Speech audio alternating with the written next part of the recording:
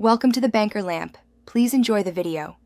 You start now, place the Chase check on a flat surface and write the date in the top right. Next, print the payee's full legal name. This prevents bank holds. Once done, enter the numeric amount in the small box and then write the amount in words across the line to avoid alterations. Make sure to fill the memo only if needed and use a steady, permanent pen so numbers and letters won't smear or fade later. Now focus on security and clarity.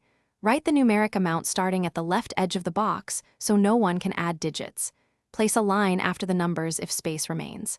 Then write the dollar amount in words, including cents as a fraction, so the bank can verify quickly. After that, complete the memo line if needed and sign the check exactly as your account signature appears at Chase to avoid delays or rejections. If you use multiple checks, record details in your register immediately. Finish by double-checking every field and signing confidently. Then log the check number, date, payee, and amount in your register or app so your balance stays accurate. Once logged, transfer the check securely to the recipient or mail it with tracking to prove delivery. If the check is lost, stolen, or returned, act quickly. Call Chase to place a stop payment and inform the payee so you can reissue. One troubleshooting tip. If a